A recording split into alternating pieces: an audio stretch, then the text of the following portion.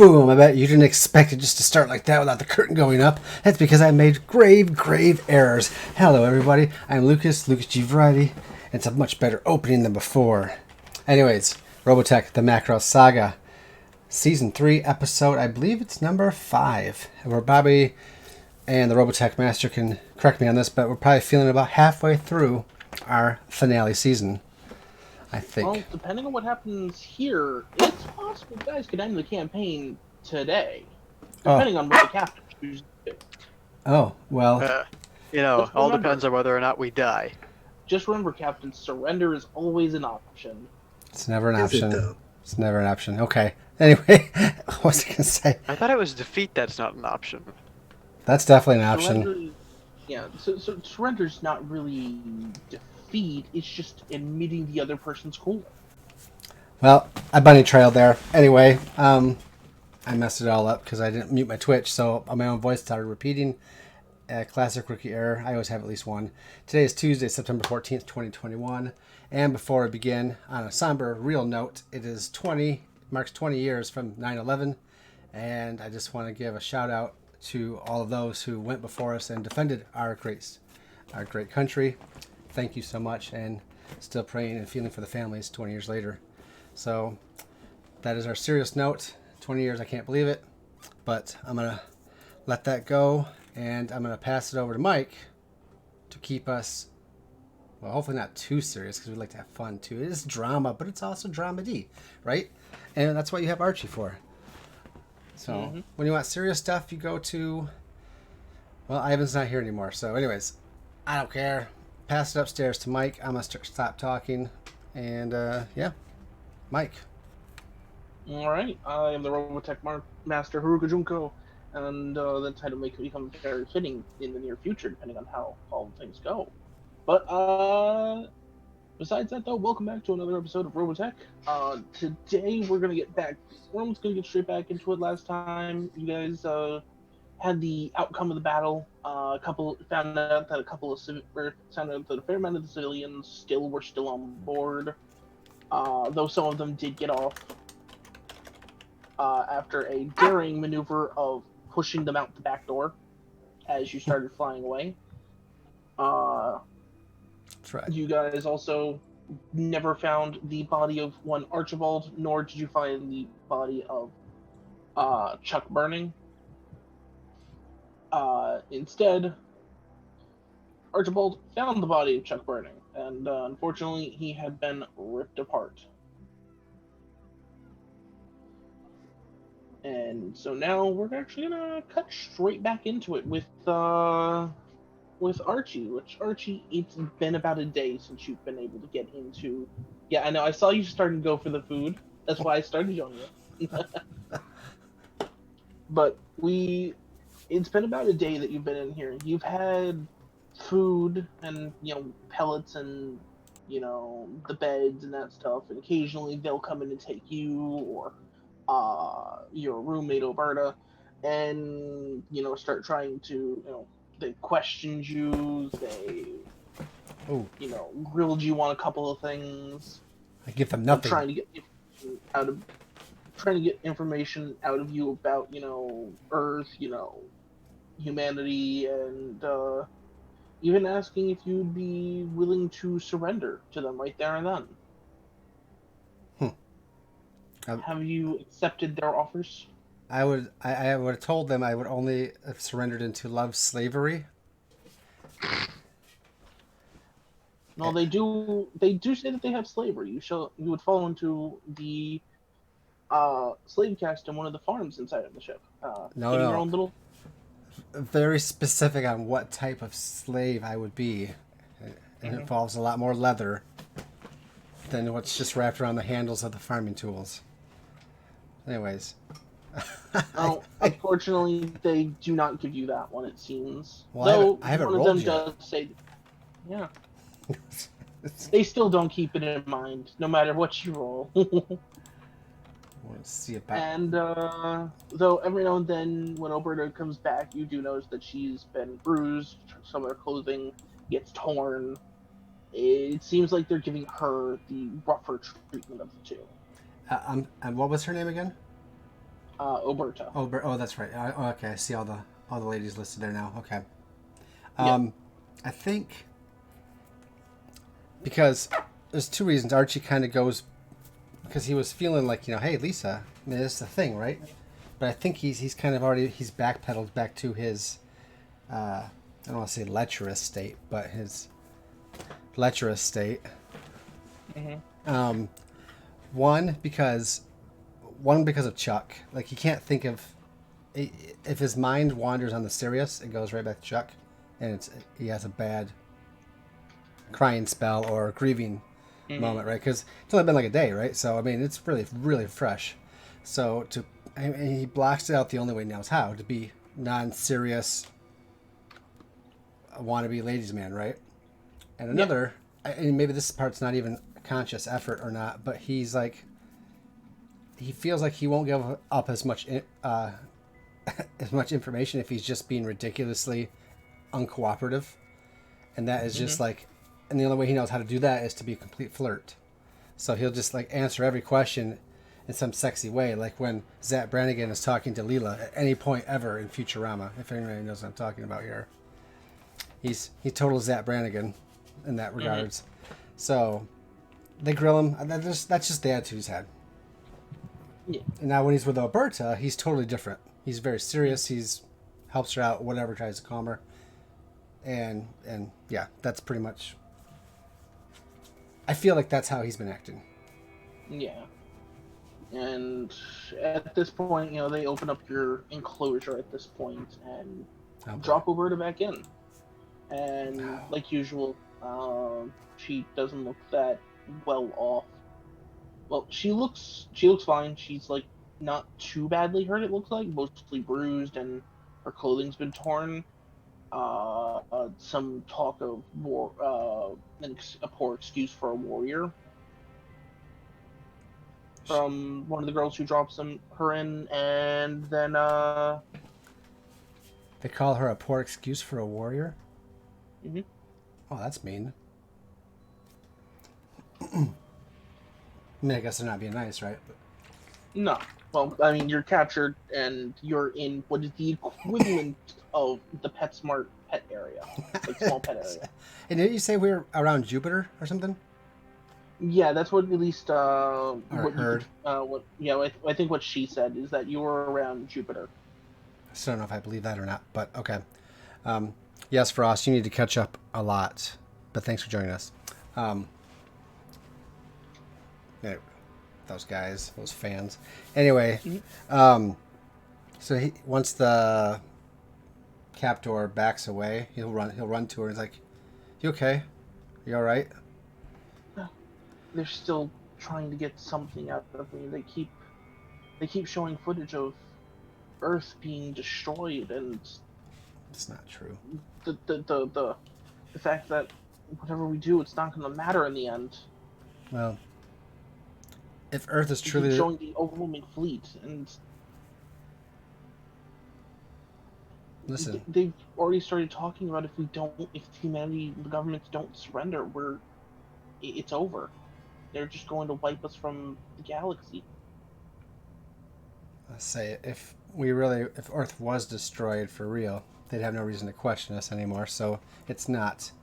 Captain Colors and the SDF-1, all of Earth's defenses are going to put up a hell of a fight. And we're going to do what we can from this end to dismantle them once we figure it out. Don't give up hope. As a matter of fact, I found the best strategy to avoid their questions is to flirt with them. It may not be your cup of tea, but I would suggest maybe you give it a try. Yeah? She kind of looks down at her bruises and torn clothing and is just like, I'll be honest, I don't think that's going to be helping. They keep trying to hold me up to their standards as a warrior since I am a woman. So they beat you even though they're 50 feet tall? How's that even fair? It's more that when I don't answer their questions correctly, they flick me and, rather roughly, smack me. But it's, unfortunately, them being 50 feet tall is not exactly making that easier. No. No, it's terrible. It's Are we gonna even be able to do anything? I don't. I feel like when it's his time and they've taken her, he's been like like a rat in a cage, feeling for all the feeling for ways out. Looking. All right, can I get down through the plumbing? Nope. I'd have to lose about 150 pounds. Can I get through the ventilation ducts? That only seems to work in the movies. But maybe this is the movie. I don't know. Yeah, Well, you know what? Give me an observation test then. all right. Because she asked that, and then so maybe he's done stuff. So is it just any two stats like normal? Any two things like normal. All right, cost and benefit. I think man, arms, angelic ray, kind of resist flash move. Hunker down because it's slow. Takes time to get but it's also accurate. So I think he would be a hunker down, even though it's not my highest number to use. I'm not sure how many choice for you. And grace under fire in any situation. So angelic grace. So this won't be a very high roll. So it'll only be like 5 dice instead of 7. I'm not sure if my nature comes into here. Fearless. Doesn't stop me from taking risks. Is this my nature? I'll say this is in your nature, so you'd be able to get a reroll off of this if you wanted. Okay. But you're not in your element, so you're looking for 5s and ups because you're I believe, squadron leader. For my element, you mean? You're ace pilot. Yeah, people's hero and ace, and only when I'm direct engagement with any. I don't want you to say that you're in the people's hero because you're trying to help her. Okay. You're doing like that cool, like we've been captured, but we got to get information back to the fortress back home. All right. So for 4 and ups. Yep, you're looking for 4s and ups with a possibility for a reroll. 1, 2, 3, 4, 5. Nice. I ain't re-rolling that. I will not re-roll that well again, I don't think. Which, by the way, interesting fact that I did find out, when you do re-roll, you can choose which dice to re-roll. Oh, you can keep all of the ones that score successes, and then you can just re-roll the ones that don't. so I should re-roll that too, is what you're saying. I mean, you can if you want to, but that would use up your element for this conflict, or your nature for this conflict. So this time here. Yeah, this scene. I'll hold on to it. I think 5 is pretty good. So. Yeah, no. So as you've been going around, you're noticing that these people, whoever set this up, did not set this up in such a way to have it, easy to escape from. Obviously, there's cages upon cages upon cages of different aliens in here. Some of which are staring at you, others which are fighting with each other. Some of them are even. One of them seems to even be able to be casting magic. Like what? One of them literally casts a lightning bolt at like one of the walls, trying to get to the other group. Oh, that's helpful to know. But as far as it looks like, the inside of the cages are very well kept in a way that it wouldn't be easy for you to escape from the inside. Once you get outside, you're noticing that the vents are Zentradi-sized vents, so you'd be able to full bore sprint through them if you got into them. Out of a cage in this room, the ventilation shafts would be traverse, or we'd be able to. They'd be easily traversable, and there's some on the bottom level, there's some on the ground floors, it looks like, and some at the top of the room too. Okay. But besides that, you could probably get through the doors. It might take a little bit of work to get them to open, since they seem to be either press button or motion activated. So you'd either have to find out how to get it to the console or generate enough movement in front of the door to get it to open. But there are ways to get out of here once you can get out of this cage.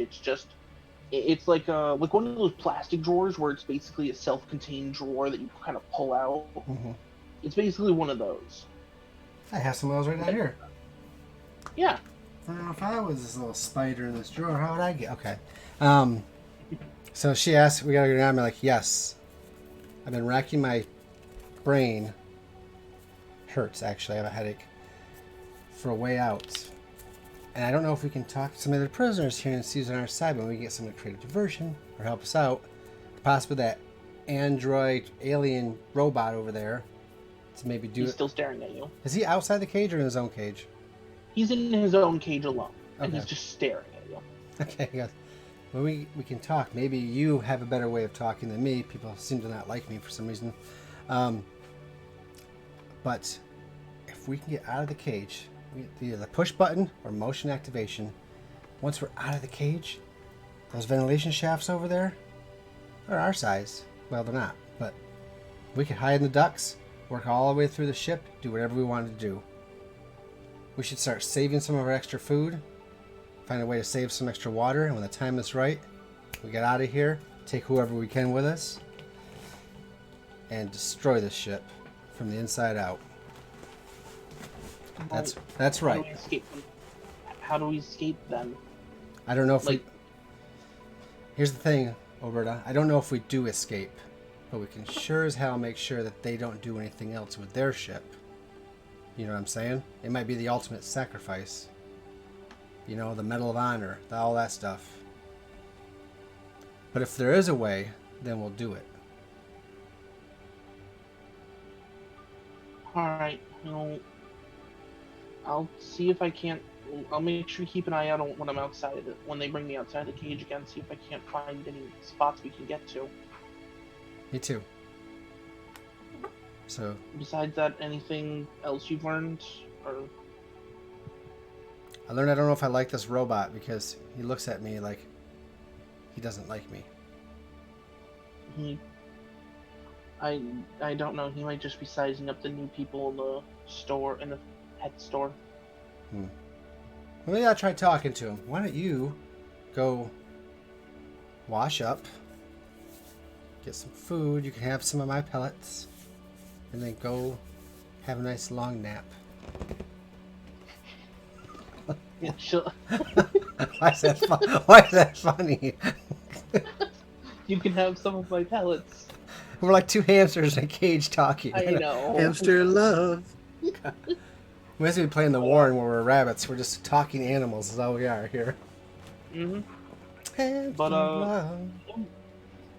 She'll nod and she'll head into the back-ish area to try and at least wash up a little bit and, maybe take a nap while she can before they take another one. Decide to take one of you guys for another jaunt into the horrible, horrible interrogation room. All right. I very pointedly make sure I don't watch her washing up. Because she's an attractive woman, and Archie has to make sure he's a gentleman. All these women. Mikey, punish me. All right, so I guess, I don't know. I don't really know what to do at this point besides keep my eyes open and maybe... Yeah, there's a whole bunch of aliens around you. You can always try to interact with one of them.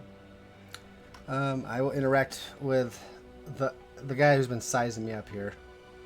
The robot. Robot. Like, tunk, tunk, tunk, tunk. He just kind of continues staring at you, just kind of looking you up and down a little bit and kind of looking over at her and then back to you before... But he doesn't really say anything. He doesn't start the conversation. That's fine. I'm a great conversation starter. Yeah. He's like, so hey there, buddy.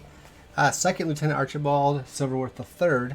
It's a mouthful, I know, but I'm a junior of a junior. It's my kid. I'm gonna definitely name him something else. Anyways, that doesn't matter right now. What is your name? I believe that this guy's name And how do they all speak English? This is amazing.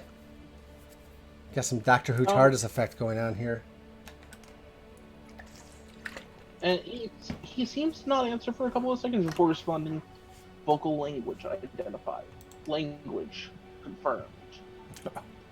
Archibald II confirmed. I am unit. I am Diplomat 341.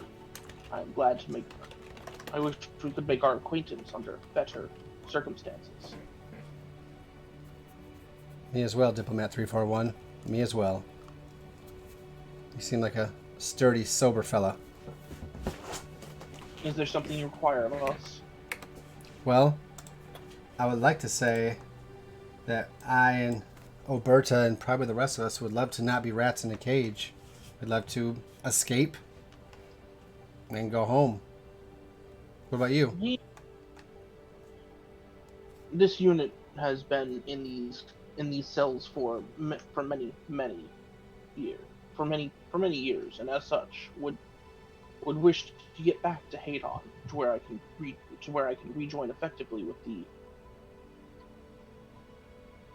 with the uh, with the AI collective. Exactly. That's exactly what I thought you would say. But many have tried to escape, and most do not get a second chance of escape. Well, you've observed for many years, right? Is there nothing you can tell me? A little chink in their armor, a little crack in the seal, a little way to,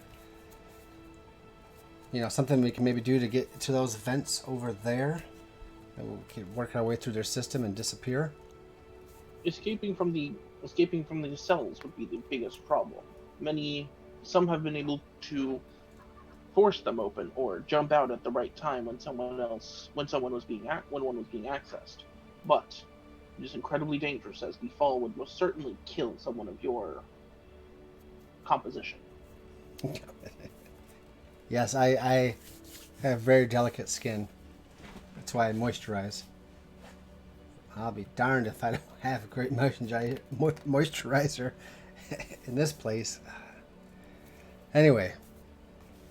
But the idea that they will not destroy your planet, or the idea that they are calling a bluff with their fleet, is not one you should call.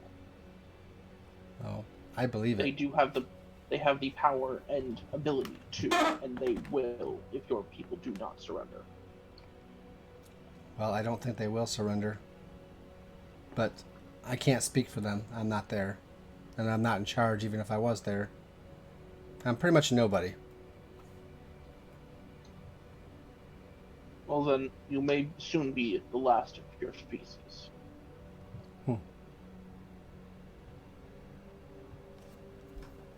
Well, that's sad.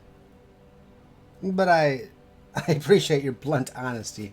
I feel like you don't lie or sugarcoat things.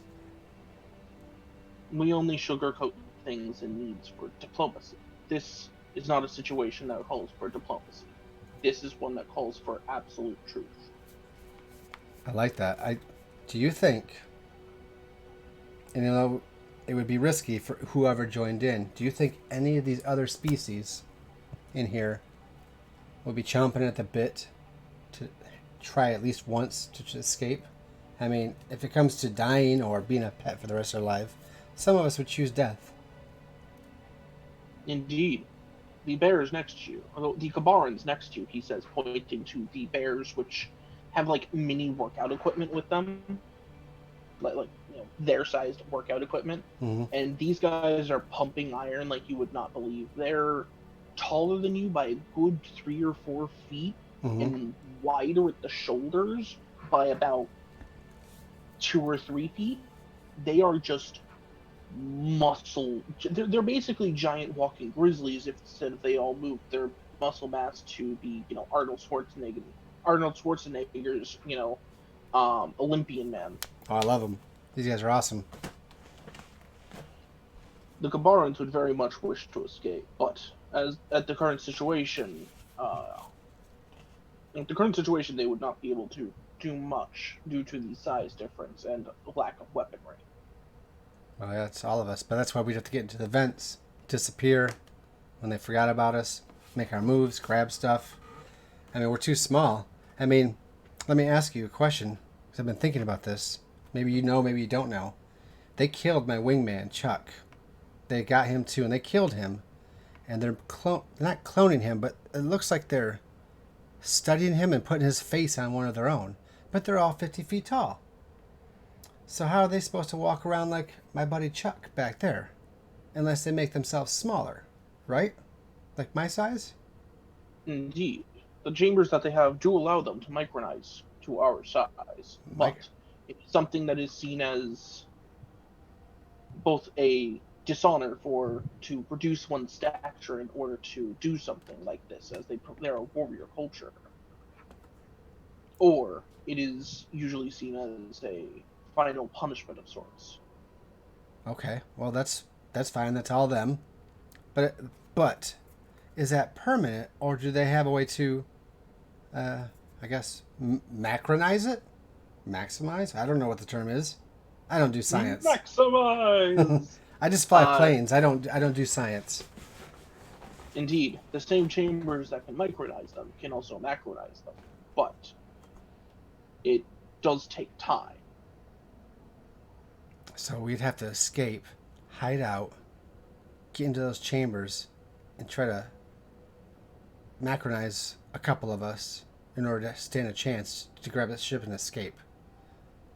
Sounds almost too easy. Indeed, though there is one small problem. You would most likely be the only one able to pilot their battle armors.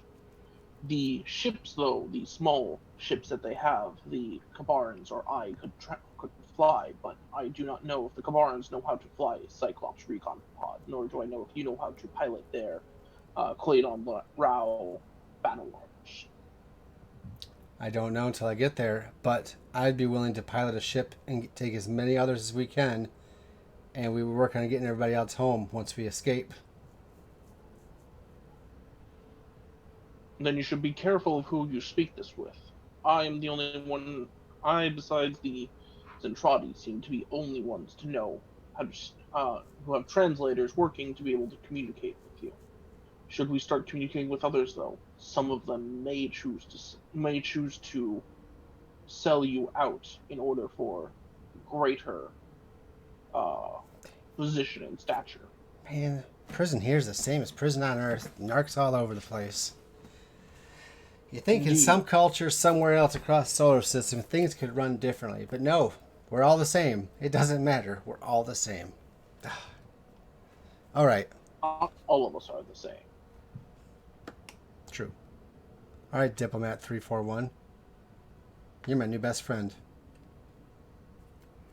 He kind of seems to stop and think of that for a little bit. I see. Well, I will see if we cannot. We shall see if we cannot work to escape before you solidify that idea. Okay. Just got me a new wingman. Just thought of that. Until Mike kills him. Or till he kills you. Yeah, it wouldn't be typical. I'm a fragile little guy. Anyway, yeah, I guess that's a good conversation. I don't know what else to say. It's just like nod at him, and I'll think about speaking to the bear folk here. But I don't know. Is he close enough he could translate for us if I decided to speak to them? Yeah, no, he can. He's kind of in a centralized position, so he could translate for pretty much any of the races. All right. I don't know all the races or enough about them. Well, I guess I don't, but I guess Archie wouldn't either to know who to trust or not. So we'll just have to play this game. Oh, it's the Game of Thrones up in here. Damn. And who knows? The next person may be the last one you talk to. Could be. Could be, Rabbit. Could be. I have to think about this now, so I guess I don't know what else to do besides maybe he'll observe the... What do you call them? The bear folk? Kabor? Yeah, the Kabarans. Kabaris? Kabarans. Kabarans? Okay. I'll see if I can find a good picture of a Kabaran for you. I could probably Google it. It's the spelling that might get you. Yes, I definitely don't know how to spell. Yeah. That's why. Bears from Robotech. Google that. I'm gonna do it.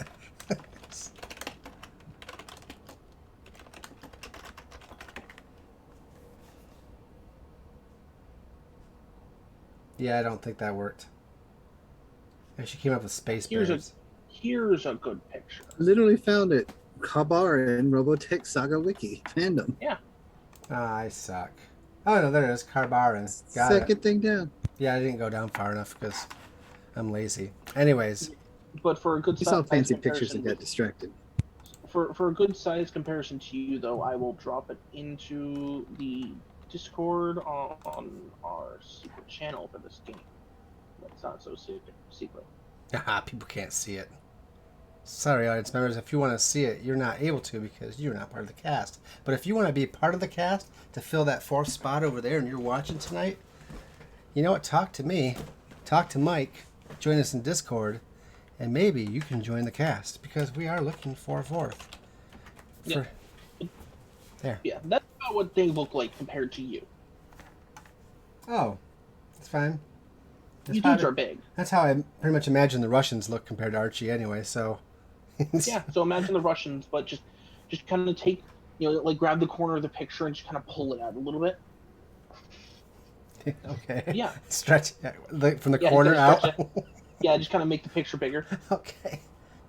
But yeah, with that though, I'll leave you to kind of think about what you're going to do with that because there are a couple ways you can actually escape. And but now we're going to go to the captain.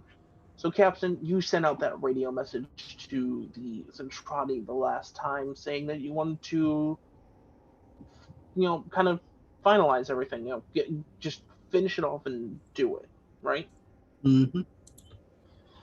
And you actually get a message back. There is, no picture with it, but there is a voice to it. My cronians, if you do wish to do this, we should make this quick. Meet us. You shall move to the fourth planet of your solar system. We shall meet you there with our fleet. Any attempts at a ruse will be met with destruction of your planet. Fools, this is already a ruse. But the Don't voice attempt one. I started one already. Yeah. But it's definitely a female voice on the other end. Of course, he's figured that. That's that group. Because he heard him on the comms from the other guys. Mm-hmm. All right. So yeah, he'll order them make ready and make their way.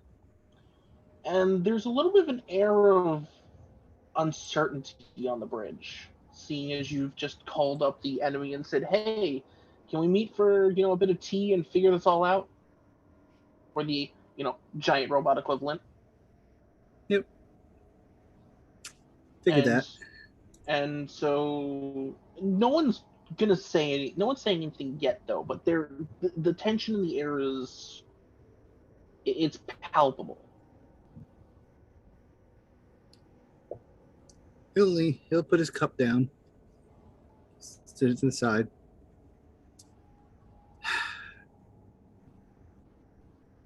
Pick a representative and start questioning why I'm doing what I'm doing. And Lisa will turn and be like, "Well, if we're getting this out of the way, then what do you plan to do, sir? If the enemy is as numerous or as capable as that last battle is, and possibly even more numerous than the ones you've encountered, why are you pulling them into an open field like this? Why are you trying to... The only other option is to have them keep jumping on us when we can't catch up to them. Because unfortunately, our jump systems have been offline since they vanished. This offers us the opportunity to at least try to figure out why they want this ship so bad. And if possible, make sure they never get it. And if this meeting turns into a situation we can't just politely walk away from? Well, Captain goes down with their ship, doesn't they? Don't they? They're English in letters and sentences. Everyone on the bridge seems a little relaxed that you're not just gonna, fork over whatever they want to get them to leave. But the notion of if this goes sideways, it's going sideways, and there's no stopping it. It's not good. The tension kind of returns, but it's a different kind of tension. But yeah, he'll nod and he'll reach for his glass and then not pick it up and turn back. It's like, when our world was at war with itself, people like myself and my, I guess, friend Ivan often had to sacrifice far too many things to get our accomplished goals. And in the end, we're still here right now. A lot of good people died. I have a laundry list As once a movie said, there's so much red on my sheet that I won't be going to the if the heavens are real. However, my job is your captain, is to make sure you do your job to the best of your abilities and to have a backup plan to get you out of it when I screw things up. That's what I'm working on right now. I don't expect you to do anything but your jobs. And the moment, this second, I tell you to get your butts off of this bridge, I don't care if we're under fire or if I'm firing at you. You will do it. The bridge goes silent for a bit, but eventually Lisa will nod and say, "Yes, sir." Though speaking of things, the new CAG officer has been picked by the Prometheus's commander. We do have some restructuring to do yet again, don't we? Unfortunately, though the pilot who's been chosen does seem to actually have a good record and was flying on Roy Foker's wing that day, actually. And she'll pull up a tablet and hand it over to you. And this is the person on that who's been named the CAG of the ship. He'll look down, he'll look at the pad, kind of scroll through if there's any other info there.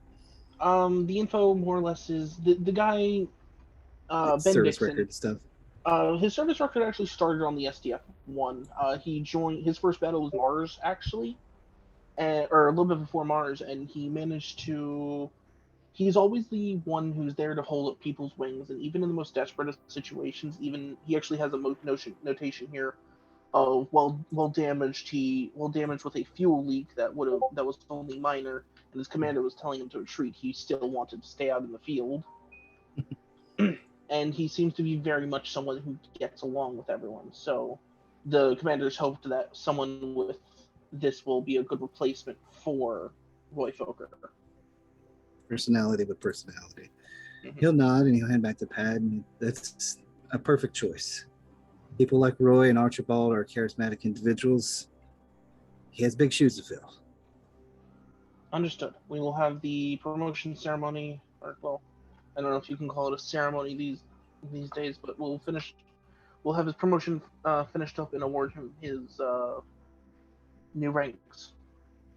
Very good. Let me know. I'll make sure I get there to pin it on myself. It's a heavy burden at times, command. He finally does take a drink. Yes, sir. And with that, we're actually going to go over to Mr. Brain Muscles. Come on, work. Alex Mass. That the brain just does not want to work today.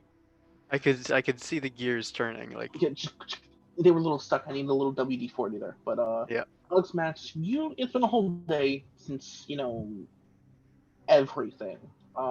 They couldn't find. Final SAR reports came back, and as far as you could tell, Chuck and Archibald never came back. Yeah. A long string of other people. Yeah. Missing, presumed dead. Archibald and Chuck, though, they have both marked as KIA due to the manner of fact which they went down. Yeah.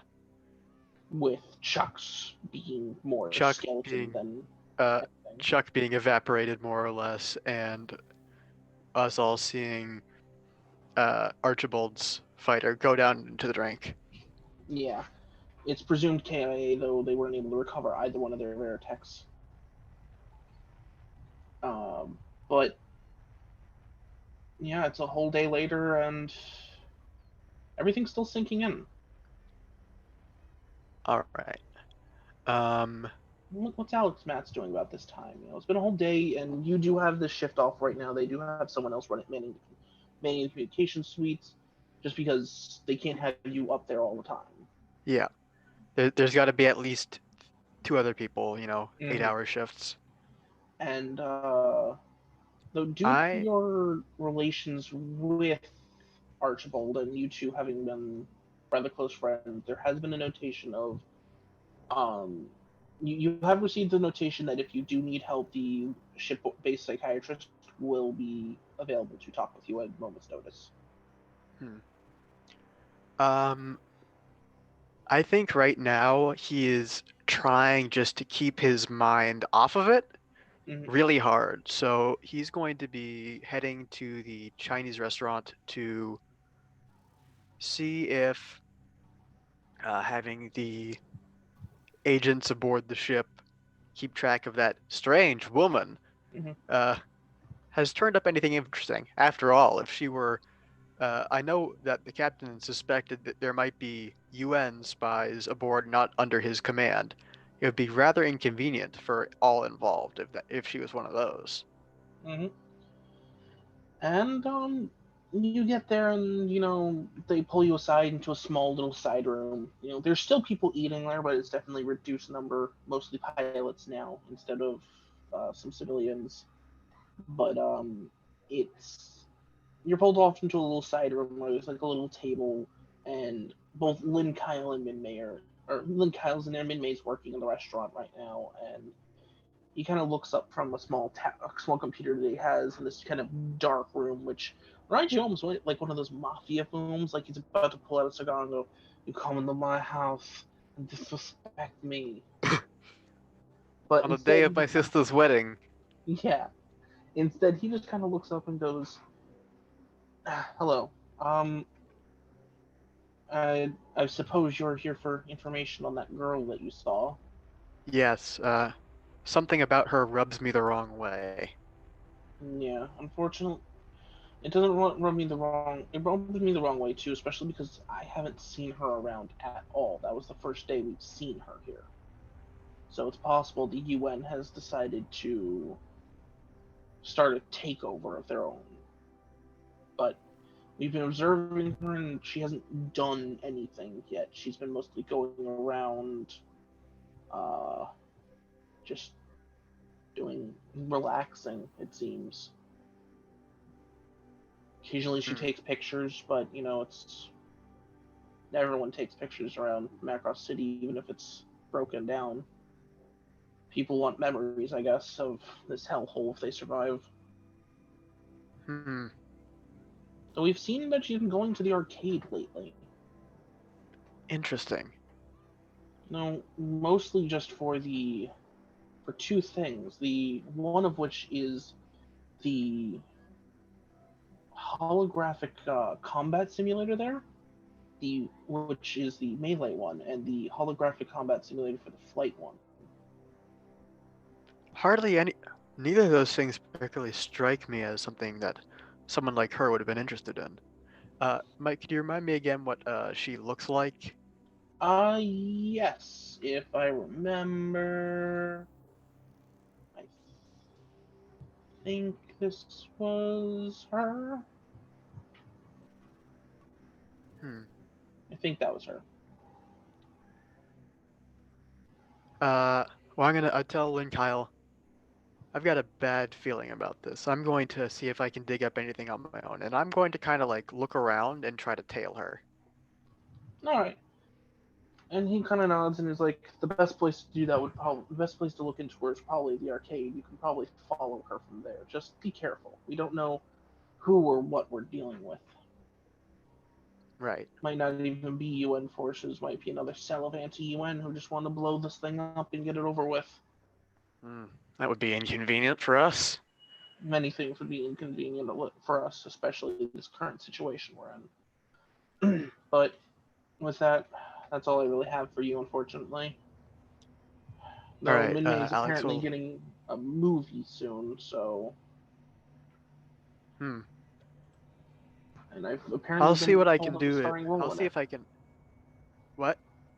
Apparently, he said, apparently I've been pulled for a starring role due to my knowledge of martial arts combat. Alex gives like a little laugh. Uh, I hope it's not too much spotlight for your tastes. Uh,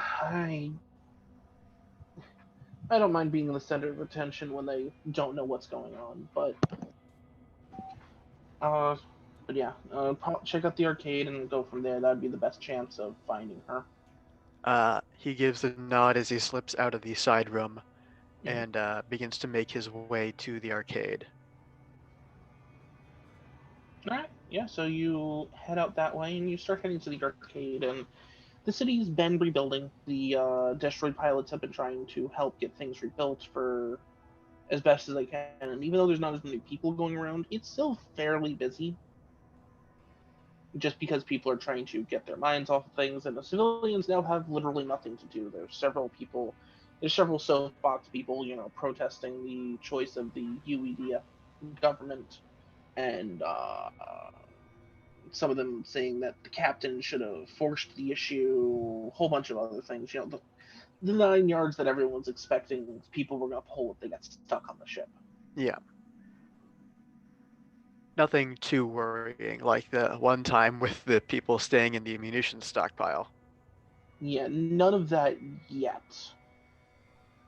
But Uh, that's been a little bit of a worry on some of the soldiers' minds due to yeah. the situation.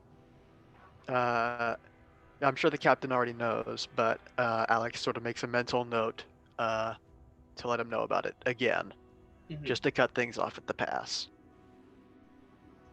But with that, you get over to the arcade, and there's actually a rather large group gathered around some of the consoles or some of the Really? tables for the stuff.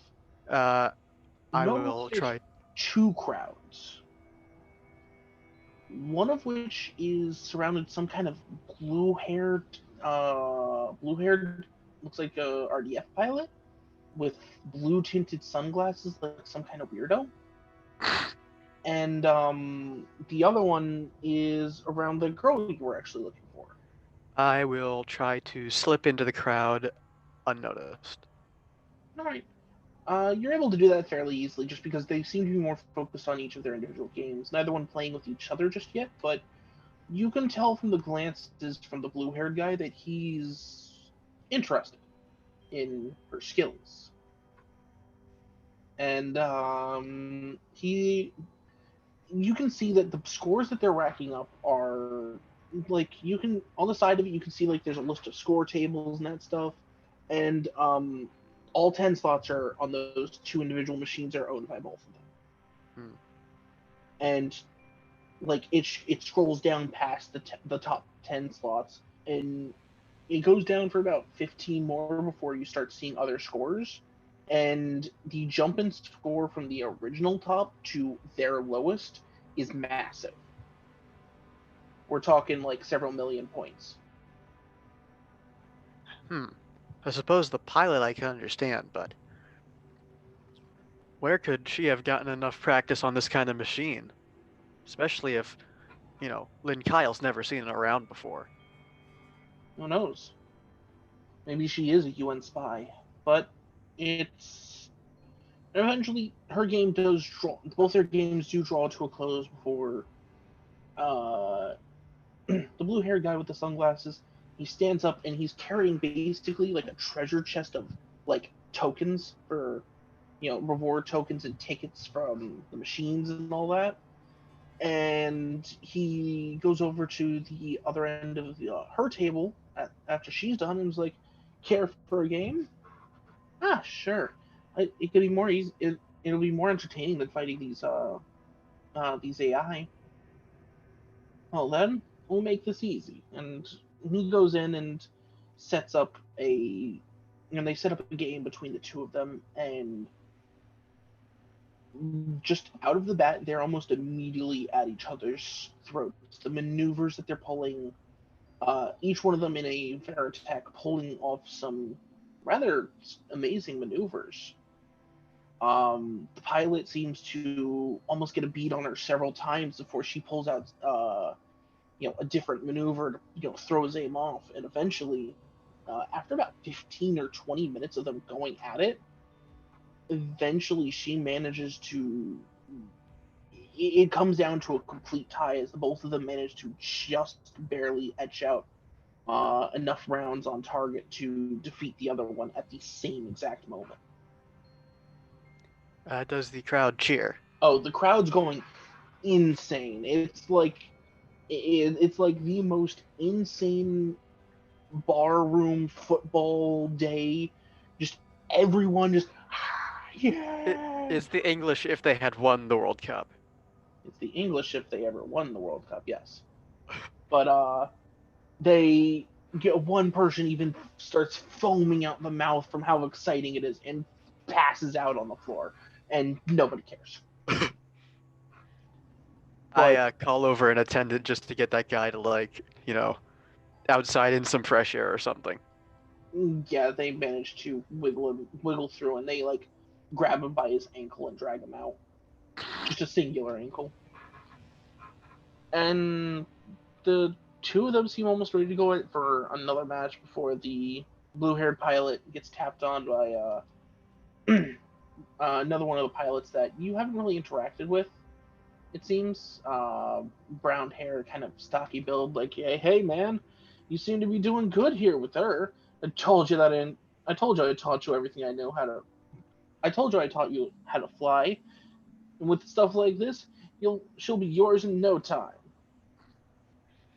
And they kind of bicker back and forth a little bit. Oh, the last phrase causes Alex to get like a sad smile because that phrasing reminds him of Archie. Mm-hmm. Your friend who is now dead. Yep. Never coming back. Poor dead Archie. Mm-hmm. Totally not coming back as a 50-foot giant to kill you all. What was the phrase again? I Poor taught you dead everything Archie. you need to fly. Yeah, I taught you everything you know. You'll get her in no time. Specifically talking about women, which is why it reminded him of Archie. Your heart aches and pains at that.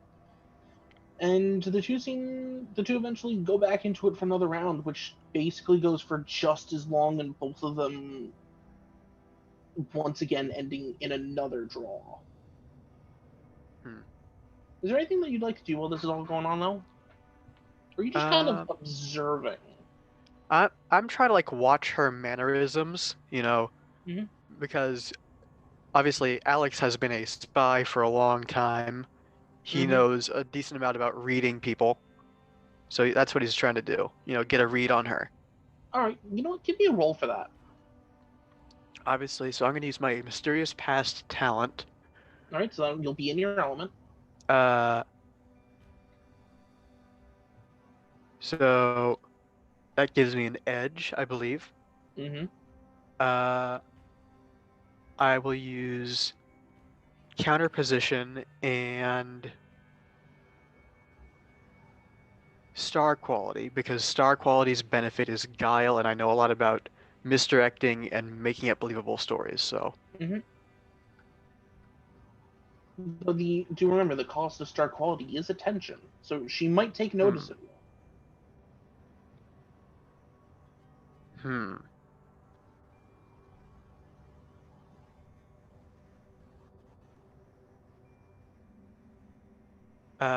Yeah, so what I'll do is, for the cost of star quality, I will try to shake her up a little bit, come out of the crowds, say, wave hello, hi, you remember me? Try to throw her a little bit. All right, go for it. Let's see. This is 7 dice at 4, but no exploding 5s. Yep. 5, 6, 7. Okay. So you kind of watch her mannerisms a bit before you get up before you go up to say hi to her before the next match starts, and she seems eccentric a little bit. Like she understands them. She has mannerisms that you would understand. Being from well, being around the ship. Like her mannerisms are something that it doesn't exactly strike you as odd. She's just more eccentric and upbeat about everything, which you might be able to associate with the game, but it still kind of just strikes you as odd. Like even in this entire thing, everyone here is trying to forget about what's going on, but she seems directly and directly focused on what is going on here and now. So than what she's doing is not a distraction to her. It's the point. No, it's the point, or it's something that's a little weird to you, but it's weird that it's not weird. What do you mean? Like, in the way that the way she's acting is something that you could totally see someone doing, but the way that she is carrying herself and the way that she's been kind of ticks those like spidey senses of something's not right. And you go up and you're like, hey, hi, and she turns to you like as the game is starting, and like without even like directing her attention away from you, she goes, oh, hi, as she's like going into it, and she seems like just straight up natural at what she's doing here. Interesting.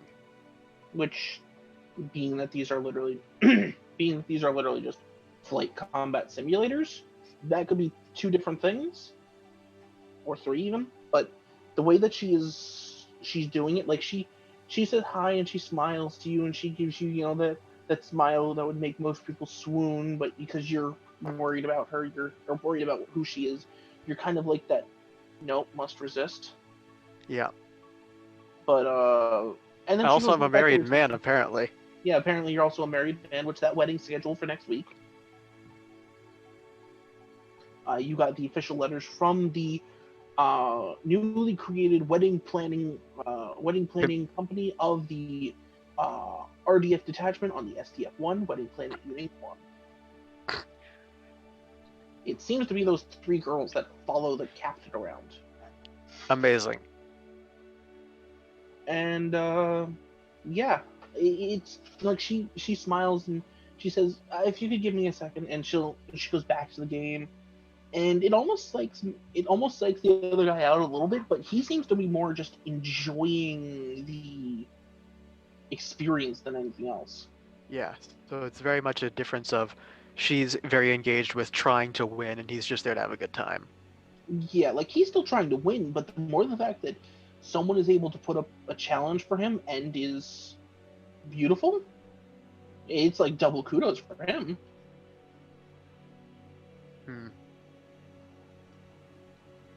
Though he does kind of look over a little bit and he's like, hey, make sure not to distract her too much. I'm having way too much fun here. You got it, buddy.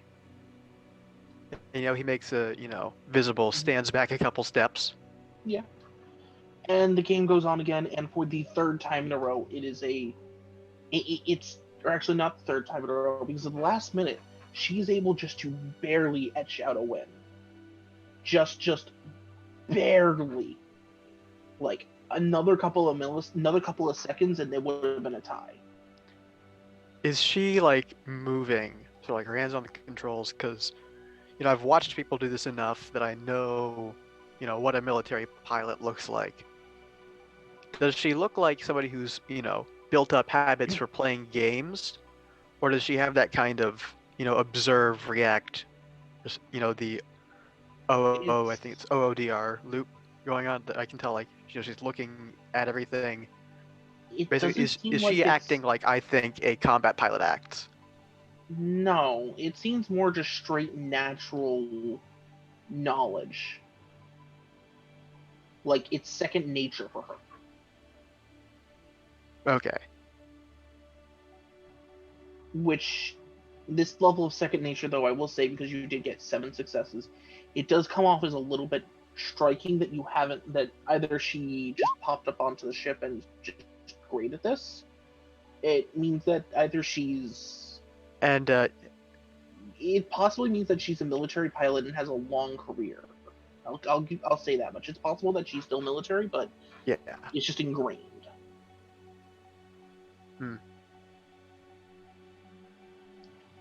But eventually, the third match finally stops with her just barely etching out a win, and the blue-haired pilot, smiles. He's fine with losing, and at this point, he's trying to swoon in on her with his blue hair that he kind of waves it a little bit.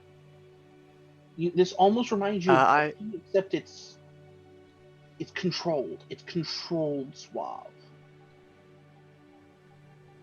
so he is aware of what he's doing. Oh, he is entirely aware of what he is doing. Compared to Archibald's, he knows what he's doing, but Archibald goes a little bit over the top with it. This guy, he Yeah. aims for what he thinks is that right spot without going over the top. And she does respond though with she'd be fine with she might think about it next time they meet up. And she takes her small treasure vat of coins and stuff that has popped out of the machine, which, if I remember correctly, is actually RDF standard currency. And Wild. well, because So remember just that full on gambling for money. apparently, because remember the guy at the arcade says that he's gonna go that he's gonna go broke if Max and Miria keep doing well. So it's possible that it's RDF money, or just all the prizes. Who knows? Yeah. By the way, she takes her Yeah. prizes and she leaves. And Max, or the blue-haired pilot, goes back to doing his thing. Though this time, going up against his friend, and the match isn't even close. Like there's comp stomps, and then there's this. Like the brown-haired pilot, he's good in his own rights, but he's not the greatest pilot.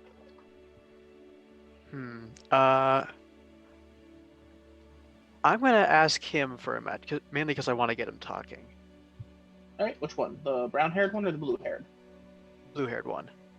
All right, he kind of looks up and he's like, "Something I can do for you, boss?" Yeah, that was just really cool to watch. You think I could have a go? Ah, sure. Hey Ben, move over a sec. This kid wants to try it out. Ah, sure. If you need any pointers, though, I'm the man to go for. Oh yeah, Ben, sure. I give Ben a winning smile as I take the seat. And he gives you like 2 thumbs up, like, yeah. And so the game starts up, and the 2 of you are thrown straight into a dogfight. And at this point, I'm gonna have you. This is gonna basically be like a mini combat, So you'll have to do your rolls and such, and I have to do Max's rolls. Yeah. Let's see. I'm gonna use counter position. I've been observing his last couple matches, so I know what he's doing, and I have the benefit of let's see, copycat. So, with copycat and mysterious past, I am taking what is the thing past edge? Advantage, I believe. Advantage. So your 5s will count for double. Yeah. So I'm going to use Israfilium. I didn't say that right. Oh, Israfel? Yeah. Israfel, 200 cheer bits. 100 cheer bits. Wow. So Nice. that's some dice for Alex Matz to use if you'd like to use one of those. Hey, I Israel, think... stop that. Let's see. How many dice is it? I'll probably use one. Yeah, they get... Take me up to 8. Using one will give you a +2. Yeah. So I'll use one of them for... is that 2 successes or 2 dice? 2 dice. Alright, I'll use one of those. Yeah. I'll use one of those. Flash move and much, counter position to counter his strategies based on what I've seen him doing. Alright. And I'm going to... I believe the GM have one of those too. Alright. Am I allowed to use equipment suites? Yeah, no, you're allowed to use the equipment suites. This is just the standard Veritech model. This is the A model with mini vessels. I think I will use transformation. I'll come in with a gun run on him, standard fire. Then as I pass, transform using transformation, and I believe I have fast transform to basically air brake as I transform and come in right behind him. Mm-hmm. And I think fast transform. That lets you use a second equipment speed along with the transform. All right, so I'll fast transform and use heavy burst. So that's a bunch of dice. That's 13 dice at 4s. Oof. I'm gonna use my element reroll. I think It's your nature that you roll with. nature. I'm definitely being a bit of a showboat here. Yeah. So Good for you. 1, 2, 3, 4. Is it 1, 2, 3, 4, 5, 6, 7? I want to reroll. 1, 2, 1, 2, 3, 4, 5, 6, 7, 8. 8. I want to reroll. It's a lot of dice. Mm-hmm. I'm trying to play smart. Definitely. You know, figure he'll be more talkative if he's having a good match. So that's 8 successes. Do fours count here? Yeah, 4s count. 1, 2, So 3, 4, 4s count and 5s are 7. double. So 8 on the first one Oh, and really? 7 on the second. I'm gonna put 5 of that into defense. So Yeah, but you could just like do a little rotation of attack and defense below it. Just like write down how many you have in attack and defense for me. That'd be perfect. Quick, easy calculation. That was some great successes there, yeah, Mr. Alex Matz. It's all thanks to Isra. I don't know how to say it fully, so I'm going to go with Isra. Mm-hmm. I'm going to murderlate it. And I believe, could you check that with me, Lucas? But I believe I do also have one of those 2 dice things for the villains. You have, yes, because you're the next one. So we have 4. You have 6 of them. Mm. Thanks to Tice, Oh, no. obviously. Tice! Well, I Yeah, mean, so he's I'm not here gonna- tonight. This is just built up from before. So are you using Yeah, no. one?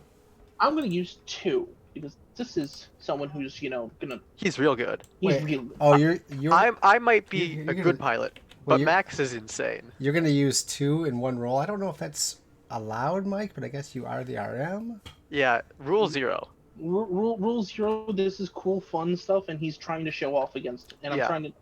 I'm trying to stomp Alex here in this case. For The one. rule The of stomp cool. is the expected outcome. All right, so you're using 2 of your GM yum-yums there. Yeah. Yep. Which Think of it this way: it's being used on something fairly inconsequential. No, that's true. Yeah. I'll take it. Mike still has 4 in the bank. We have 4, and then we have a couple heroic moves for later. I've got a couple of heroic moves as well. If I feel like using them. Yeah. So, well, he does his thing. I'm gonna, get talking. So, that last match was really crazy. What'd you think of her? Wow, she's amazing. I've never seen someone so beautiful and so capable of flying since ever on this boat. Really? And Ben comes over the side. She may have looked good, but I bet I could have shown her a thing or two. I imagine both of us look up at the game, sort of give him a okay buddy smile. Yeah, no, it's definitely one of those no one's doing it, no one's gonna rain on his parade because it's Ben. Yeah. The dude just gives off this He's the most wholesome person I've ever seen. Yeah. I don't know. I've only known Ben for 5 minutes, but if anything happened to him, I'd kill everyone on the SDF point and then myself. Probably. Yeah. Jeez. That's a nice guy. Oh, yeah, It's a totally. meme. He's great. That means he's a super nice guy. Yeah. Mhm. He's great. Is he better than Chuck? Possibly. But Maybe. Chuck's dead, so we can't compare. Oh, That's a Mike. it's a moot point. Mike, you continue to shove daggers in me. Mm-hmm. So let me just calculate all this up because Merciless son of a a... lot of dice I just rolled. Once you roll above a certain number, it gets hard to keep track of the numbers Yep. you've succeeded on. Mike's like, wow, 100. Everything critted. You.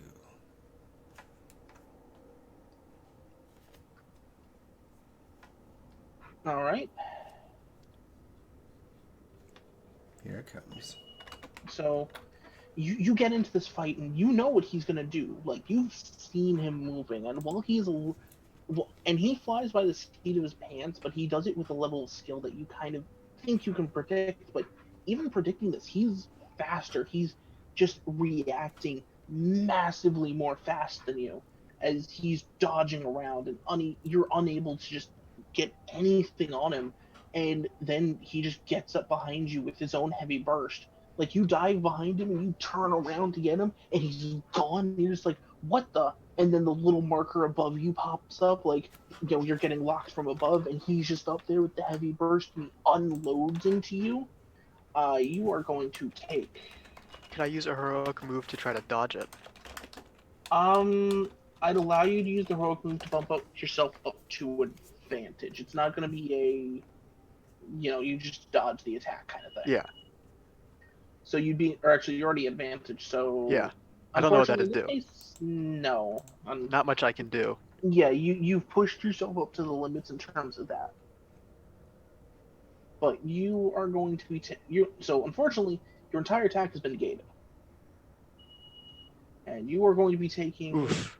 2, 4, 6, 8, 9, 10 damage as he unloads into you, penetrating 1. Because he's rolled like a god, because it's Max, apparently. The dice know Max was rolling. I mean, it makes sense. Yeah, I rolled. So for people at home, I rolled 16 dice.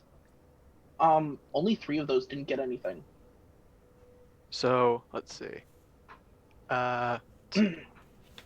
So how much was it? 10 before armor, so that's down to 8. 1 goes through the structure. Mm-hmm. Plus remember pen 1 because he's using heavy burst. Yeah.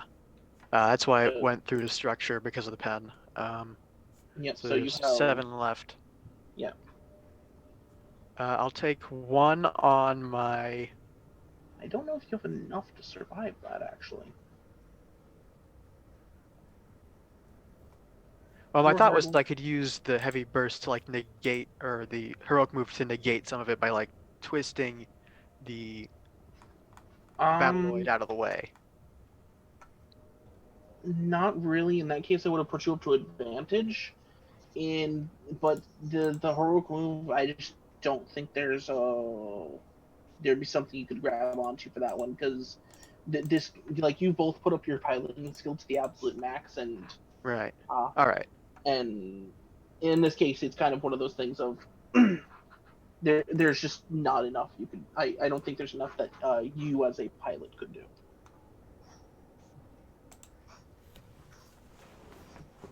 All right. So let's see. I think there are 1, 2, 3, 4, 5 equipment suites.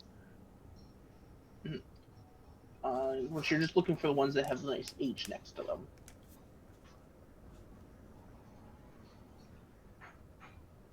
Which that's all marked under the hardware. For the hardware, which that's also all marked under the page 99 stuff for Veritex. Right. Okay, I think it would just outright kill me. You have 2 armor, 2 structure, and 4 hardware points. Lose 1 armor because of pen. So you'd have a total of. Yeah, there's not enough there to take that. Yeah, but you put up a good fight against him, and it looked like he kind of just barely came over top of you. In terms of defense, like you could have gotten some damage on him if he was a little off of his game. But this guy just seems perfectly natural in this element of ace pilot kind of. He's the kind of pilot you think you would have heard about more if he was this good. Yeah. Must be just deployed in other sections of the ship, all that always other time of the day kind of thing. Yeah. So I get up from the seat, and I gesture, all yours, to Ben. So I walk over to Max and go, "Man, you're incredible." It's nothing. I mostly just I'm still a rookie pilot after all. I haven't been on this. I haven't been a fighter pilot too long. Wow.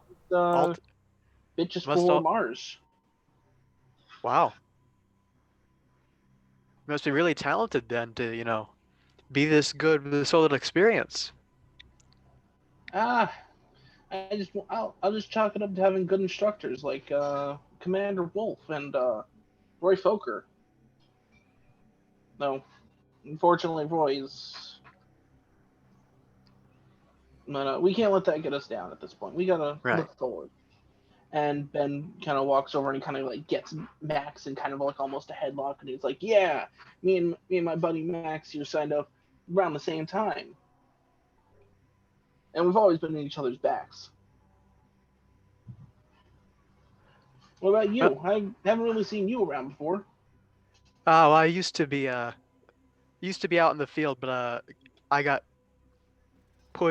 promoted to sitting on the bridge all day. Ah, I see.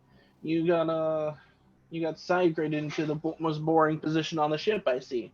I'll say. It's more paperwork than anything else half the time. I couldn't imagine doing paperwork like that. That'd just suck all the fun out of flying. Yeah. And it's at this point you hear do do do would thing would Corporal Ben Dixon please report to the officers? Would Corporal Ben Dixon please report to the flight commander's office? Would Corporal Ben Dixon please report to the flight commander's office? Thank you. Huh?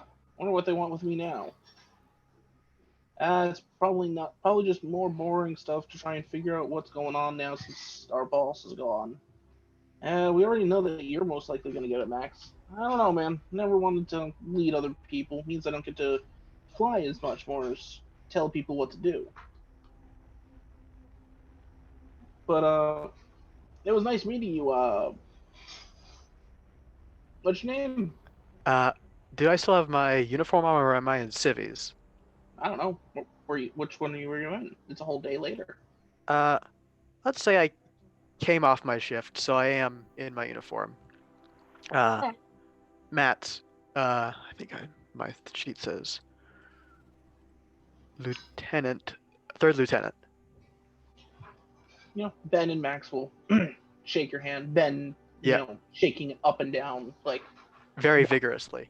Yeah, and both of them will head off and give a wave as they go.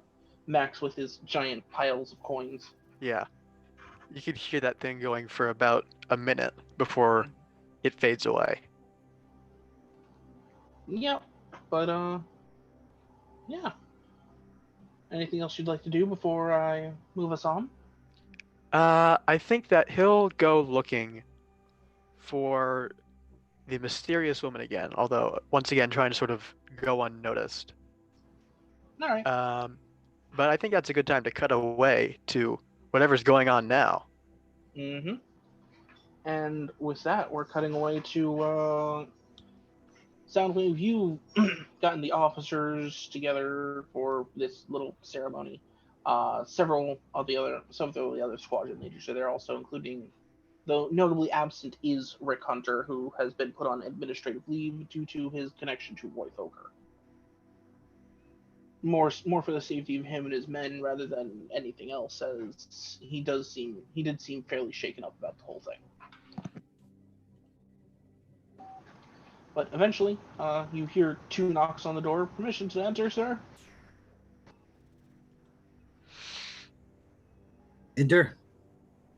And in will enter both Ben Dixon and Max Sterling. Both 2 Vermilion Squadron pilots under the command of Rick Hunter, who both served with Roy Foker in the last moments of his life. And Ben and Max will step in and they'll give a salute. Corporal Ben Dixon reporting. And shortly after that, Sergeant Max Sterling reporting. We're back. Thanks for coming, gentlemen. No problem, sir. What's up? Well, as you know, we're going to meet the fools that made a fool of us on Earth. And seeing as the damages they did to our ship and our crew, I'm going to need you two to step up. Yeah, they both kind of straighten up a little bit at hearing them. Ben, he gives a very warm smile and goes, "Yes, sir. Whatever it takes." Good. So, which fools are you talking about this time? The UEDF or those aliens? Well, we'll see after the battle, if it comes to that. But for now, you're going to have to step into the shoes that have recently been vacated. Mr. Dixon, you're stepping up to replace Roy Fokker as the JAG. And to fill in his place, Max Sterling will be doing similar duties as Fokker was doing for the squadron while you're doing the JAG office job. We're going to split that up. Even though we don't have the men, we're still going to split that up a little bit just so we don't lose so much at one time. Especially if one of you is in combat duty and the other's not. This will go on the permanent records that will be transmitted back to Earth government. You will be given all rights, therefore, and any family members will, of course, be compensated as if you had this rank your entire career. Is there any other questions, gentlemen? Both of them look more dumbstruck than anything. As they kind of look back, they look between each other and the officers around. So I'm going to be in command of Skull Squadron, Max says, and I'm going to be in charge of the CAG's job. Correct. It's a little different, but from what we saw on Earth, doing the same thing over and over again isn't going to work. This isn't humans are fighting that kind of respect traditions. These feminine sounding aliens seem to be very struck with the idea of being faster and hitting harder. So we need to speed up, and that to do that, we need to separate and make more brains active at once. No question, sir. None here, sir. And Lisa Hayes will walk over from the side with 2 sets of commander ranks, rank insignia, which for those watching is UEDF Naval rank 4 for these guys. So they're one step below the captain. Yep. And Man crew, basically. Yeah. And she hands you to them, kind of stands off to the side with them, ready for you to grab them and put them onto their uniforms. Pins them on, doesn't rough them up. He just does straight pinning. Mm-hmm. Doesn't jam it both into the done. side of their neck. Well, I mean, there's the whole you put it, slap, and he's not doing that. Yeah. Ah! But It's done in some places, and it's not cool. I know. But yeah, he'll nod to both men. I'm not going to lie to you. If this goes the way it does, we'll go home. And if it doesn't go the way I hope it goes, we may be dragging some of these people home that rely on us, while the rest of the ship does some stupid things that I haven't fully planned out yet. But one way or another, you two will be key to getting every person on this ship where they need to go, either to victory or in retreat. Mm-hmm. It's a heavy burden, gentlemen. And that's why we get these pens that are shiny, so everyone knows who to look to. Take the night, reflect. I would not suggest getting drunk because you tend to make a fool of yourself, and everyone will remember that. He looks back to the bottle on his desk. It's always half empty. Unless you're high functioning, and then go right ahead. But don't make me fill out more paperwork. And Soup. yeah, they both salute and lockstep out the room. Dismissed. And you can, not even before the doors closed, you can hear, "Yahoo! I told you that they'd recognize that I was the best pilot around here." And the door closes then. It's like literally like, "Oh, you!" Click. And some of the command staff is obviously kind of like, "Oh, great, we got to deal with these people." Colonel Maestroff's just kind of there. He's like kind of thinking, because he's like the overall like high up command destroy guy, and he's just kind of thinking to himself more than anything else, rather than paying attention to what was going on. But everyone else, eventually files out of the room, leaving just you and Lisa Hayes, who Lisa. Actually, before the destroyed commander leaves. Yep. Colonel Maestro. What's that? I can hear you. He's Lieutenant. He's Colonel Maestro. Colonel Maestro. Colonel Maestro, before you go. Yes. My monster. Yes, the sir. one that I had souped up for me and the girls. Make sure that thing's ready to go. I may need it to be parked near the bridge so I can access it. Mm-hmm. Yes, but I'll let you know. We'll make sure that it's ready. Thank you. I haven't had my feet wet directly in a long time. It'd be nice to, but I hope I don't have to. Not getting any younger. Yeah. He'll nod and salute and head out. And but with that little thing, Lisa Hayes is left there, and she just kind of says, "I hope that those two can do it. Max the skill I trust in, and Ben does have the personality to get people to rally around him. But it'll be let's see if they can hold up to the pressure." They won't have much pressure to deal with for very long.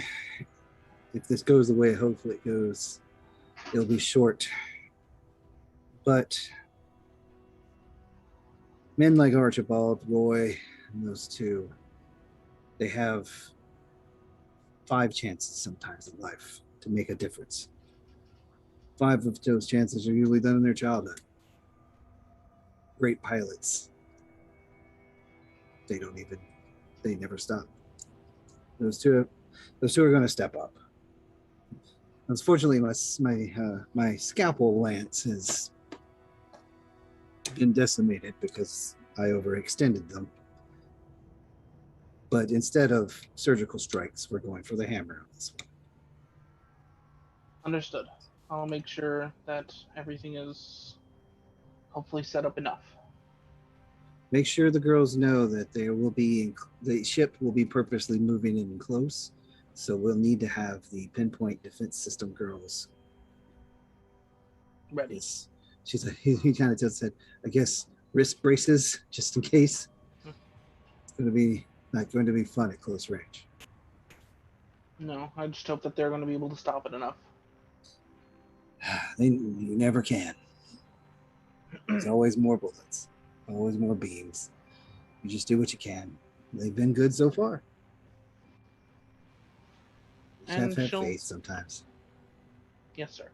Besides, I promised your father to get you home for your command. So at least one of us will make it home. Well, let's hope that both of us do, sir. Perhaps.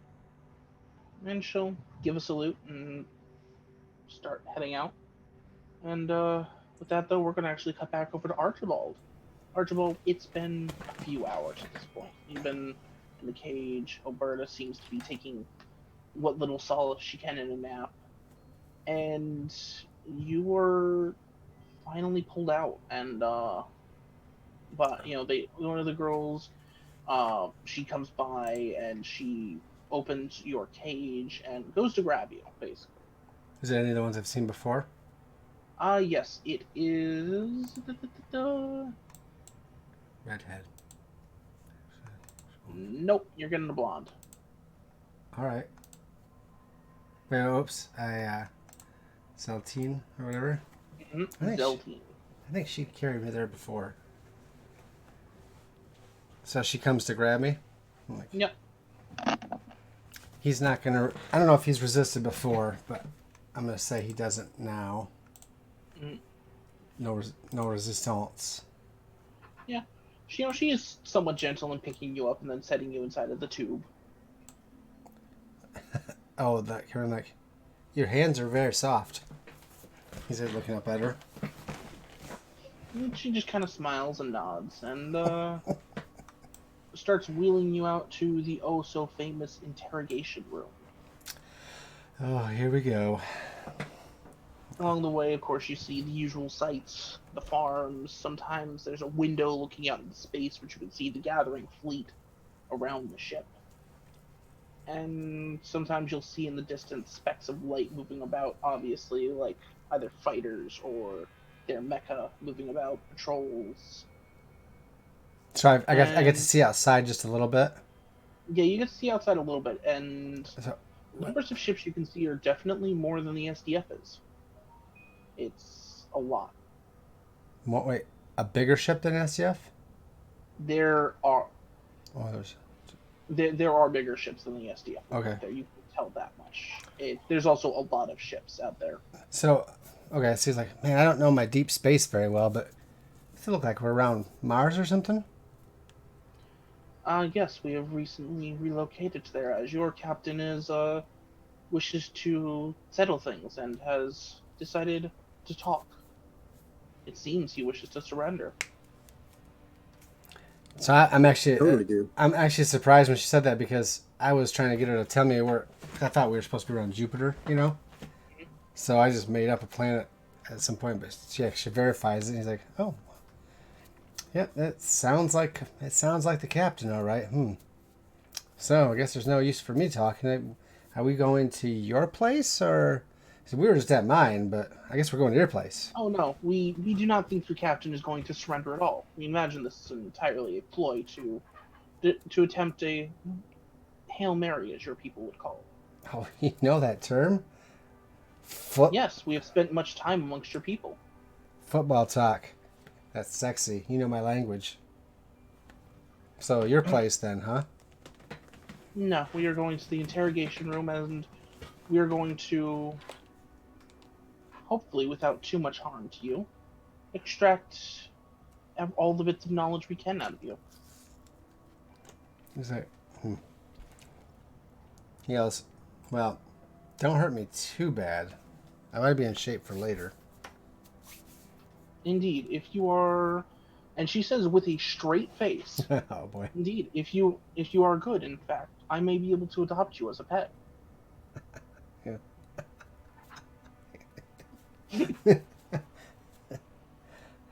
I'm only going to agree to this if I get a leather collar with spikes. That should not be too hard to get.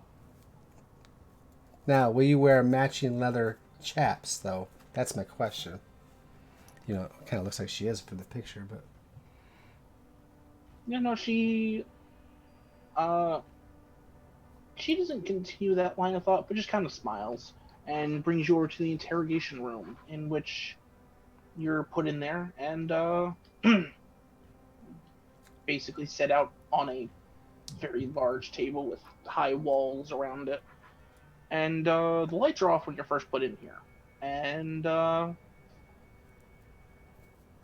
when the lights do come on, you notice that they have placed you in here with the rest of Chuck's body. Oh, that's so mean. I'm not thinking... They're not mean. You're the one that's mean, Mike. Totally not the giant aliens out here to exterminate your race. Totally not. Just me. Yeah, agreed. Wait, so what's left of his body?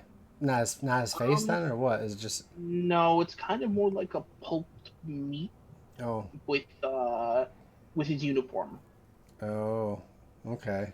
I guess Like you can see pieces of like it has that basic human shape, but it looks like it's been rendered down. By the way, Frost, I know you're late to the party. Spoilers. Chuck is pulp. Yeah. No more There is wingman. and he is not no pulp orange juice anymore. And you know, pulp is my favorite kind. High pulp, actually. So, if Chuck were an OJ, I'd be chewing him up. Yeah. Anyways, that was wrong. Come on, Mike. Anyway, so Archie Archie just kind of looks at it for a minute. I mean, I've had a day to mourn. Not very much. But this is the first time you've really gotten to see it up close. And really spend time with the body. This is where I make my sanity roll. Yep. Fail. Okay. I don't think Archie screams. I imagine he's shook. Sorry, one second. Yep, take it on. Alright, sorry. Imagine I'm what? A little shook, you know. You haven't you've been trying to focus your mind on other things, Mm-hmm. escaping notably, and then they just bring you in here with the body. Some nasty tactics, but okay. He just kind of looks like... And then I think because they're probably observing him, so he tries to focus. And then he kind of gets a serious face and kind of inquisitive look. And he has his uniform on, right? Yeah, you still have your same uniform. And then in an uncharismatic or uncharacteristic Archie, hopefully, at least that's what he's trying to do, I squat down next to the body and like reach into one of his pockets and try to basically rifle through them for whatever he might have on them. You rifle through and you don't really find too much. It seems if anything they retrieved anything that might be useful, but there is one thing left in there. Sure. It's a picture of you and him when you guys both got out of flight school and you both joined the military. You were hanging over him, and both you guys were smiling along with a couple of your other friends from the class. And unfortunately, it's covered in blood. That's It's a fine. little crusty, but you were able to at least recover the picture. I take the picture out, look at the blood on it, wipe the blood off on his uniform. Well, it's a little crusty Well- at this point. It's been a whole day. Whatever. I rub it off. I make it. You try to get it off without ruining the picture, yeah. Make a show of it, and then I fold it up in half. And this is all like I'm not trying to hide it or anything. It's all very open, and I tuck it away into a pocket in my own shirt, and I stand up and it's like, well, Chuck, you're the good wingman, and it's just like, And they don't interrupt you at all. They kind of just watch. and I do an about face, and I just kind of walk away, and then I just start to look around. I don't know if I see anybody or not. There's a couple of the girls in here you've seen before. Mostly, there's only two of them that you really know. It's Zeltine and then this one that you see here. Let's see. Wait for a picture. The other blonde and leather. Kirstine. So he walks up and he's looking at it. He's like, so, I know you have questions for me, but I do have one really important question for you. You may ask it. Excellent. How does procreation work with your race? Is it the same as humans? Are we similar, or are we at the far end of the spectrum? I feel it's a very important question for us to know. We have all the normal bodily functions of a Micronian, but we do not procreate. We are in fact actually clones, rendered from a gene stock, if you will. That takes a lot of fun out of it. Just so you know. Do you have any further questions for us? As we will, after this, we will unfortunately have to get to question, and we think it's only fair you get to figure out who has captured you. Figure out who is captured. Okay. He's just like, well, I have a whole bunch, but they all have to do with procreation, and well, I want to be a gentleman about it, so I'll just save. If I survive this interrogation, I'll hold on to some questions for later. Fair enough. Now then, and she pulls up a picture, and at this point, the one labeled Karstein, she pulls up pulls up a picture in front of you, like a 3D model of Alex Matz. And she goes, from what we understand, and what we've been able to glean from your communications networks and our own information gathering, you two seem quite close. Oh, yeah, Alan. He's one of my favorite guys. He's a great singer, by the way. Did you know that he was a spy for the anti-UN forces? No, not Alan. Nope. He's a rock star, actually. It's unfortunate that he was performing the day that the SDF-1 got transported to Pluto. He got caught right up in that. Did it never click with how unusually well he piloted for someone just out of a musical career? Are you kidding me? Great piloting and great music kind of go hand in hand. If you think about it, it's an excellent combination of hand-eye coordination. You gotta be quick with reflexes, you gotta be able to improv, and you gotta strike a beat. So, it's all rhythm. It's all movement, baby. And he's kind of like, he's like flexing his hips at this point. Kind of, he's like, kind of like what I do, but different. And they kind of nod and they click a couple of other things, and they get a security camera footage from the SDF-1, it looks like, almost. And it's of that one night you had been stabbed, except it's been enhanced with their full user access version of GIMP or Photoshop, Zentradi Photoshop, something like that. Enhance. Yeah, they zoomed and enhanced it, and you can see there the man that was in the alleyway before you were stabbed, and then in the following couple of frames where he did stab you, he was Alex Matz. Nah. These are recordings from your own security footage. Let me take a look again. Rewind that. Oh yeah. Yeah. There's the dagger going in. This whole incident actually caused me to learn another language, so silver lining. He's like, here's the thing. I know it cannot be Alan Mitz, and this is the reason why. Because he's a good friend of mine, and also I think he probably doctored the footage. I mean, if you can take a pulpy mess like this and put his face on a new body, live Photoshop, then what can you do to the camera footage? Oh man, he trying to get me to be mad at Alan? I don't think so. And now in Archie's head, maybe he's like, holy crap, was it? Yeah. Maybe, I'm not sure. Maybe Archie doesn't believe it. I can't decide. Either way. Did he get stabbed twice? Because I know there was something after he got out of the hospital, and he had to go back in. I think that was a flight incident. Yeah, it was a flight incident and then a stabbing. Two different. Yeah. I think so, at least. I I did two stabbings, I thought that was in the park. Mm-mm. It's been a long while. Even the GM forgets things. And by the way, it was in the park when I got stabbed. It wasn't in the alley, so I know your footage. No, I'm just kidding. No, one time I went to the hospital, I got shot down, and then another time was the stabbing. I'm pretty sure. But anyway. Yeah. Archie's not going to give them the pleasure of... Well, I mean... never mind. So, anyway. Then you would be possibly interested to know that we have contacted with some groups from Earth of your quote-unquote anti-unification league. Anti-unification. And which was basically what has been known as a radical terrorist organization, bent on the destruction of free society and puppies. Puppies?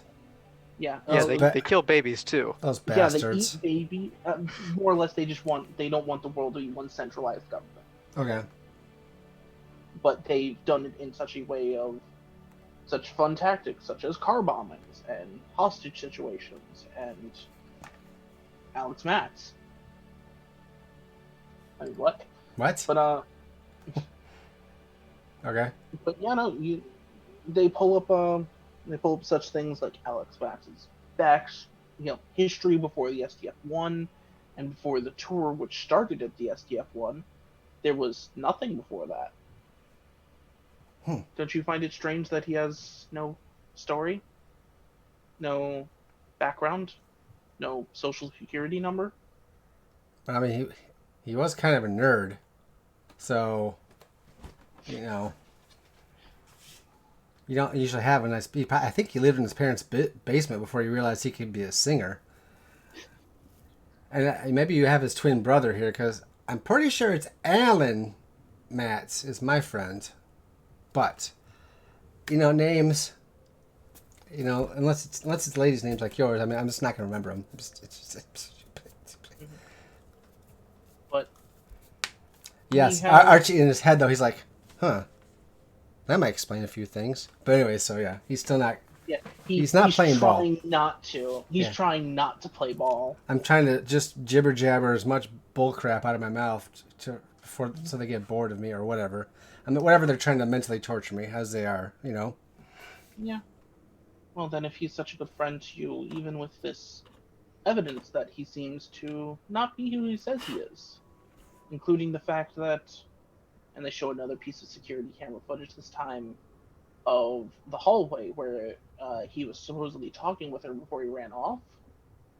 Except it's inside of the actual place where they were talking, the little interrogation room, not really kind of thing that they had set up. You guys had set up to talk with her, try and get her to help. And she, says, "Thank you for the help, little tiger." And Alex Max's personality just shifts over to a more military bearing. Is this when he's talking to Minmay after he escaped the SDF-1? This is right before they escape the Oh, SDF-1, okay. and he then leads her out and tells the Russian that's there, well, don't worry, I've got her. And then they look back to you and just like, do all of these things seem? Do you still believe that he is who he says he is? I get things wrong so much. I mean, let's say it's true. Let's say it's all true. I don't know if I believe it or not, but let's just say it is. I have a better question. Who cares? That answer does seem to confuse them for a bit, but they re-straighten themselves. Well, the fact that one of your closest friends is willing to stab you and betray you for a group that is diametrically opposed to you. Is that not worrying? I'm thinking it's probably because he's jealous because I was flirting with Melody a lot and they had a thing. I think it's over a woman. I mean, he's a good friend, but he's not like Chuck here. So I mean, what are you gonna do? Go kill him too? Jeez. Oh, That is the next step. Make love, not war. Come on. I'm sure you know that one too. And they kind of just stand there and, well, if you do not cooperate, then his death might be necessary. We've seen how his attacks on the males has rendered them unable to do anything, and as such, removing him from the equation seems like the next best step. Oh, great. I'm giving the kill order for Alex. Anyways, he's like, well, don't just do it because he's my friend. I mean, like I said, I'm a nobody. I really just don't even know why you're talking to me. But, okay. I mean, you do what you gotta do, but you said, I don't know if I didn't cooperate, but I think I've been cooperating pretty well. I mean, you did take me from my home, kill my best friend, and, beating us up all the time. What more can I... How can I comply more? Your unconditional surrender to us, and we would like to record you sending a message back to the SDF-1 about how unconditional surrender is the only thing that you can do. Oh, that your people can do. I see. So, you think I should surrender, even though I'm a nobody, it doesn't mean anything, and I should send that message back to Earth and tell them that they should do the same thing, even though they're going to look at me like, oh, that guy? Who cares what he says? Well, more the captain of your ship. We wish to reinforce the chances of his surrender, and as such, him and the crew knowing that you are alive and well kept within a safe area, and receiving what you may need. We wish to end this war and get what we came for. And if we can avoid more bloodshed, then that is the route we will take. But if not, then we will take pleasure in destroying your society. Wait a minute. What did you come for anyway? It's not for the bloodshed? No. In fact, if we had just come for the bloodshed, your planet would be long destroyed. Oh, that's true. I don't get it then. What is it for? And they kind of consult amongst each other, and one of them goes to a panel and seems to be talking with someone on the other end for a couple of minutes before coming back and saying, "We came here for Zor's battle fortress, the SDF-1, as you call it. There's a piece of material there that we would like. There's a piece inside of it that we would like to have, but as you have learned how to use this, we are unfortunately going to have to ask for the surrender of the vessel and your people." Oh. Why don't you I'm just... sure you've seen the rest of the prisoners that we have, or rather the rest of the pets that we have. Yeah, they're all right. Their planets have all been conquered, Mm. and as such, some of them are even the last of their species, and we are giving you the one chance to surrender and help us end this war. Or, well, you understand what the end game would be here if you didn't. Well, you should just ask him for the peace. That'd be easy. You could probably negotiate it, really. But second, I mean, obviously they have some leverage on you, or you were just taking it. So that means that, yeah, there's a reason you can't get to it. So it gives us an upper hand. Boy, you're really bad at this, I think. I don't know, maybe not.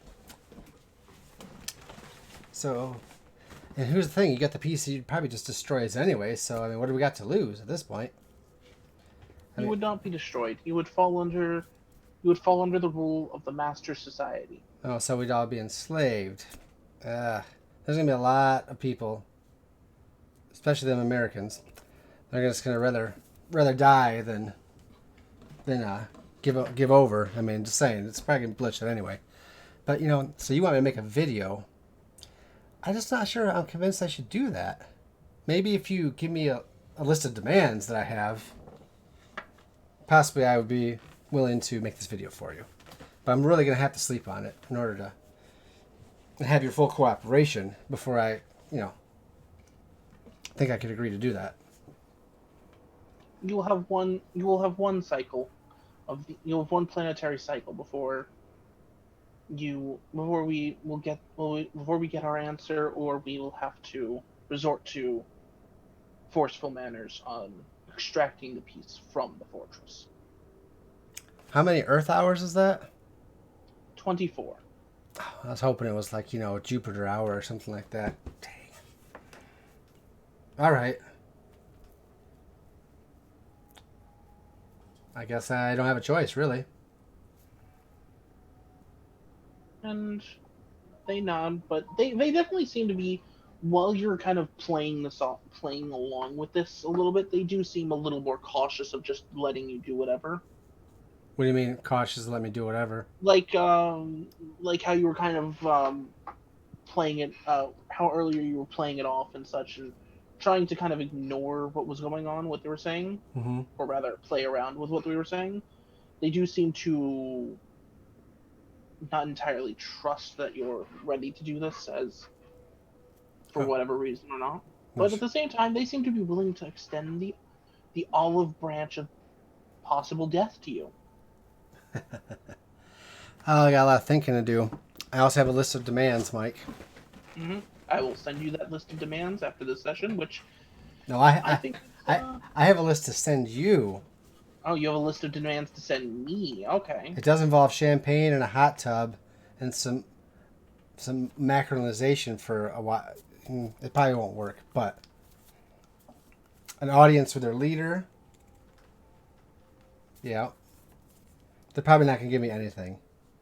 But they do say that if you do wish to fight for your people's right to exist, there is one way you could do it. Huh? Win in a duel versus the leader of the fleet. Honor is amongst everything amongst our people, but if you wish to wager your people's lives, you could always try to challenge her. Oh. So like a duel, like is it hand to hand or like ship battle? You would be able to set the terms as you are and they stop for a second, kind of think on the words, disadvantaged. Would I be able to get bigified like you in order to have equal footing? I mean, I'm still a man, so I'll still be at a disadvantage, obviously. Indeed, we might be able to accommodate that. If not, we can always micronize her down to your size. Oh, I wouldn't. But I wouldn't want to dishonor her that way, but we can talk about it. but we will have to. We will give you the 24 hours to decide on what you wish to do, as your ship will be arriving in about 4 days. Very well. He does not about. He's just like makes something up randomly. Yeah, and they put you back on the trolley and start driving you away without the body of your best friend. Oh, good, because I don't want to cannibalize Chuck. I just might though if I get hungry enough. So that. Just kidding. Just kidding. But they send you back to the cell from which you came, and I think that's where we're gonna end the session. All right. There's probably a couple things like in character that I can't think of right now that he might ask them, that he might want. But I'll send that to you later, and we'll see if that. Yeah, we can always talk that over if that is the route you want to go. Though, do know, losing that, by death or not, could have some ramifications. Wait. Losing what? Like if you choose the dual path. Well, if I duel, if I lose, I'm assuming I die. Yeah, you're not. It could have consequences beyond that. Oh, like they'll destroy the human race anyway because I lost the. Like. Yeah. Oh my Yeah. gosh, you're making me the champion of Earth, like. The possible Don't choke. champion of Earth. Oh my gosh, that is a lot. Either the savior or doom of the Earth, or worst comes No to pressure. worst. Oh my goodness, that's bad. I like the idea of him sending this big to do they wanted to do, and the captain's like, toss. Yeah. But yeah, no. With that, I'm Harukajunko here, and I am the one torturing everyone here. Everyone here has been having fun. I've been having fun these last couple of weeks to, get this going with a new enemy who thinks differently than what one would normally think a Zentradi would. But besides that, though, I'm Harukajunko. I do GM here, and also I'm one of the channel hobos. I play here. I also play around on several of the other games such as Aliens, and also Band of Blades, where I play the Marshal. But besides that, Quartermaster. Quartermaster. Sorry, I'm promoting myself. I guess so. Master of Quarters. Yeah. And besides that, though, really about it. So I'm gonna pass it over to Mr. Alex Matz. Alan. I am Alan Matz. Sorry, Alex Matz, and part-time entertainer, part-time spy, and part-time murderer. Yeah. I don't really do anything else on this channel but play in this game.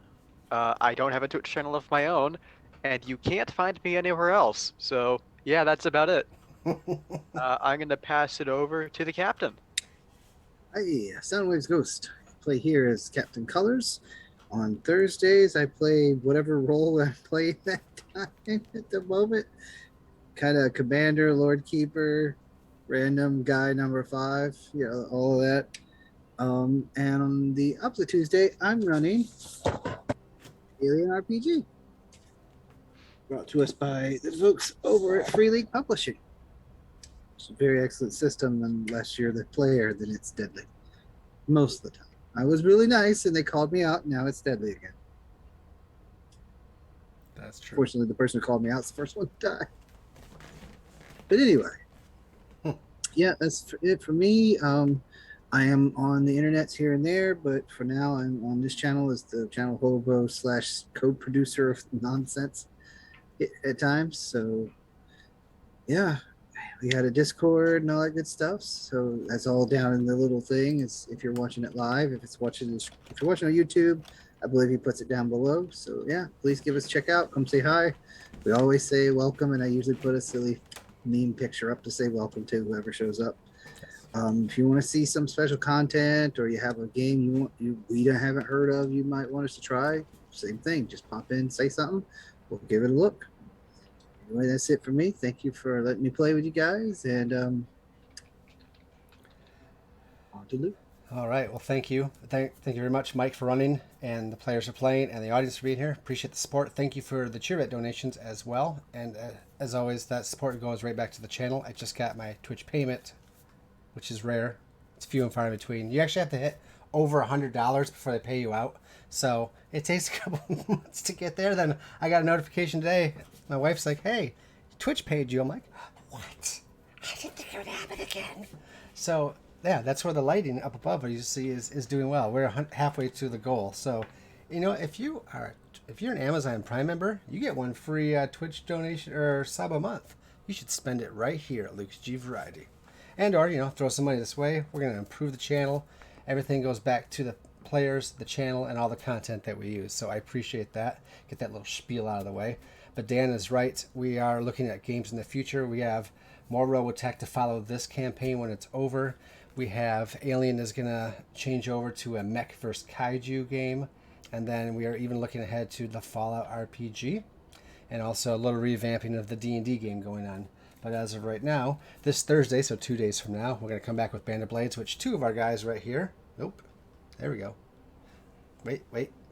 Yep, those guys are in it. So, we got lots of things planned and lots more things planned. Hey, if you're like, I'd like to be a GM and run something live on Twitch, but I don't want to make my own platform. Luke, can I use yours? I'd be like, yes, you can use mine. I'll give you the keys to the Ferrari. Come talk to me. We can set a little thing up like that and make it work. We have a game on Sunday that I'm not even involved in. I just help out behind scenes. So you want to play in a game, you want to see a game, you want to run a game, come talk to me at Discord. So anyways, that's pretty much all the stuff I got. There's more I'll think of, as always, once the curtain goes down. So thank you, everybody, for being here tonight. It was a great game. Mike, I am mentally exhausted because I would not be good in a negotiation, interrogation. I'm not even that good at Archie doing it, so it was fine. It was mentally exhausting for me to try to think of some things, and I'm not really sure what to do. I'm scared for Archie and Earth, so I don't know. We'll just find out. We play to find out. So, anyways, from myself and everybody here, out to you. Thank you for being here tonight. We will see you guys next time. God bless. Good night and good gaming. Peace. We're out. See you later. Thanks.